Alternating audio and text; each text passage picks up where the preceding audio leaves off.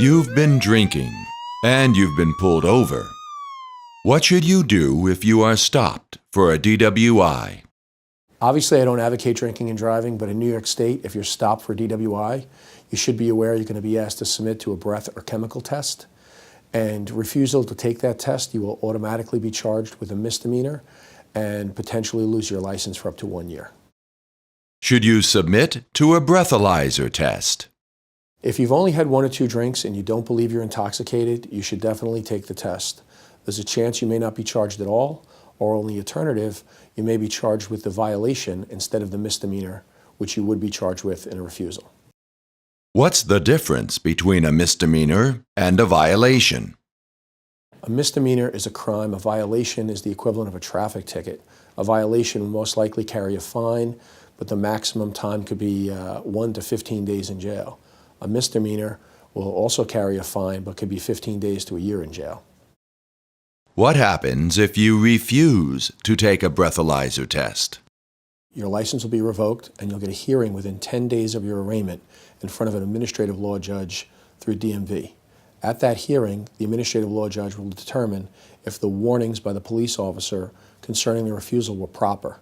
That is the only issue at the hearing. If the warnings were proper, the judge will validate the refusal, and you potentially lose your license for a year. Do you need an attorney if you are charged with a DWI? You absolutely need an attorney if you're arrested for DWI in New York. You want somebody who can take you through the criminal justice system, as well as somebody who can help get your driver's license back through DMV. What happens after you are arrested? After you're processed with the police, you're going to be taken to criminal court in front of a criminal court judge for an arraignment.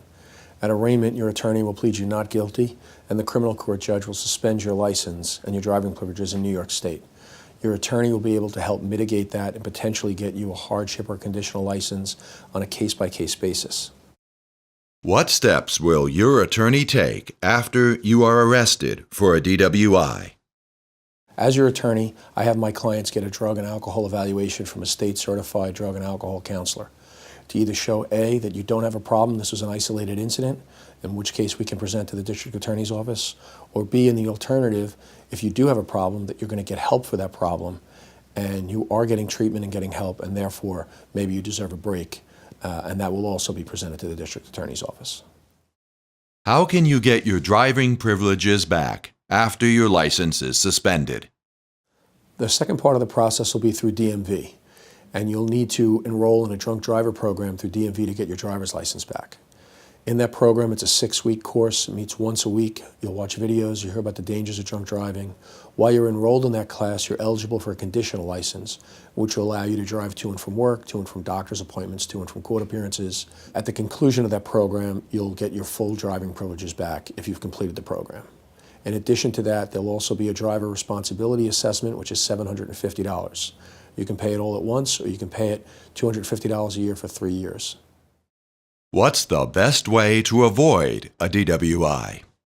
It's always cheaper to plan ahead, to call a cab, a car service, or a friend. And I'd rather see you give a car service or a cab $50 or $100 than to have to pay me or another attorney to represent you in court.